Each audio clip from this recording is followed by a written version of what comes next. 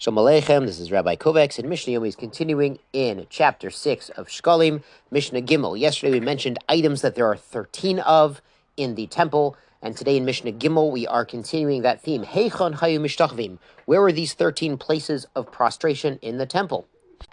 Arba b'tzafon, there are 4 in the north, Arba b'darom, 4 in the south, Shalosh b'mizrach, 3 on the east side, Shtayim b'marav, and 2 on the west side. Keneged, opposite, Shlosha asar sharim, the 13 gates. So it seems that what's going on is when someone came to visit the temple, they wouldn't just come in and go out. When they were there, they would do a circuit all around the outside perimeter of the temple, outside the wall, and connected the gates looking into the temple. They would prostrate in thanks to Hashem, saying thank you Hashem, and think about various things going on in the temple. So the Mishnah explains, She'arim dromiyim, the southern gates, smuchin l'marav, starting on the west side, Shara Elyon, the upper gate. Now it's called the upper gate because that was actually the highest location, was the southwest corner. Then he would go on to Shara Delek. Now he's moving towards the east, facing north, facing the temple. He goes to Shara Delek, the kindling gate where they would bring firewood in, Shara Bachorot, the gates for the Bachor, for the firstborn animals to become karbanot, Shara Mayim, and the water gate. Now the Mishnah explains, V'lo manikra Shmo Shara Mayim. Why is this the water gate? Shebo machnisin slochit shel mayim shel nisuk b'chag. This is where they bring in the flask of water that they pour as a libation on the mizbeach during Chag, during Sukkot. And this is a gate on the south, but it's near the mizbeach. They have access to the mizbeach. Rabbi ben Yaakov Omer brings bo mayim mefochin ve'atidim leyotzim mitachat miftan habayit.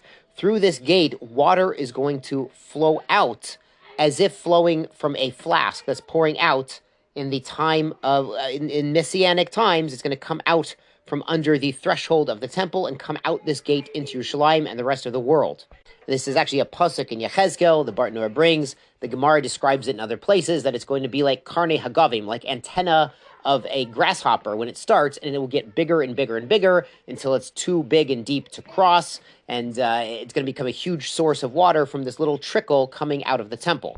And certainly this is not just literal mayim, but also spiritual mayim, knowledge of Hashem, which will increase and expand from the temple, from Yerushalayim, out into the entire world in the Messianic age, b'mheira v'yameinu.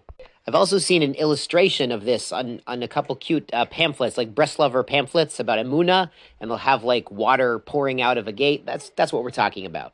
Now the Mishnah goes on, Le'umatan betzafon, opposite those south side and the north side, Smuchin l'mayrav, starting from the west, Shar Yechonia, the gate of Yechonia, the Mishnah will explain in a minute, Shar Karban, the gate where they would bring karbanot through, Shar Nashim, the gate for women, apparently that's where women would do smicha on their karbanot, Shar Ashir, and the gate of song where they would bring in the musical instruments and maybe the Levitic choir as well.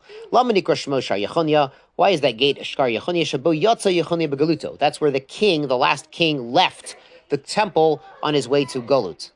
B'mizrach, on the east side, Shar Nicanor, the main gate, the big gate was Shar Nicanor. That's the famous one with the giant doors that Nicanor brought.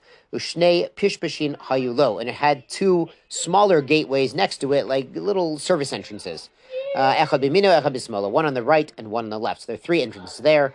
Ushnayim b'marav, Shelo Hayel Hashem. And the 2 gates on the west side don't have a name. Now the west side, interestingly, is behind the temple building. It's in the back of the temple building, behind the Kodesh Kodashim, but there were actually gates there.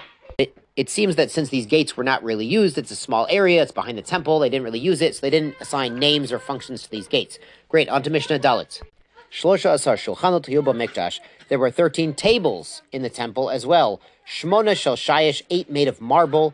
Bevetamit Bahayim, in the slaughterhouse area, the area where they would prepare the karbanot. Shalehem Madichin et Kravayim. Over there they would rinse out the kishkes. Ushnayim B'marav Hakeves. There were 2 more on the west side of the ramp that goes up to the Mizbeach. Echad shel shayish, echad shel kesev. 1 made of shayish, of marble, and 1 made of silver. Shel shayish hayu notnin et ha'evarim. On the marble table by the ramp, they would leave the evarim, the limbs of the karbanot that are going to be carried up to be burned on the mizbeach. Al shel kesef klei sharet, and on the silver one they would put the tables that they're going to be using in the service. Now it's interesting. There's a Gemara, I think in Yoma, that says that the meat never went rotten or putrid in the temple. So it seems you wouldn't need marble tables. The purpose of the marble is it stays cool and keeps the meat cool so it doesn't get rotten. But we have a concept ein somchin ala nes. even if we'd like Hashem to do a miracle for us, if there's something we could do, there's a hishal that we can do to make the miracle more plausible and more practical, then we should make our efforts as well, even though, of course, real success comes from Hashem.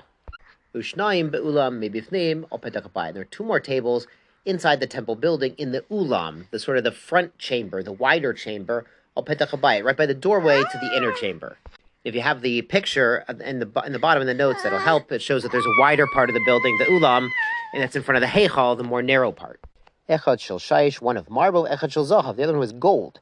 Also shayish, on the marble table, they would bring in the fresh lechem panim before it went inside the temple. On the official shulchan, the official table lechem panim, also zahav b'tziyato. On the gold one, they'd put the bread down when they were leaving. Shemalin b'kodesh v'lo maridin. We go up in kedusha. We go to a higher madrega. We don't go down. Ve'echad shel zahav mivnim. And there's one in the heichal, the official shulchan, like the one Moshe Rabbeinu built. That one, sha'olav lechem apanim tami. That one has the showbread, the lechem apanim, on it constantly. And since that one is gold, and the lechem apanim is sitting there all week on the gold table, then on the way out, it has to sit on a golden table, not on the marble table. Chazak Aruch, and be well.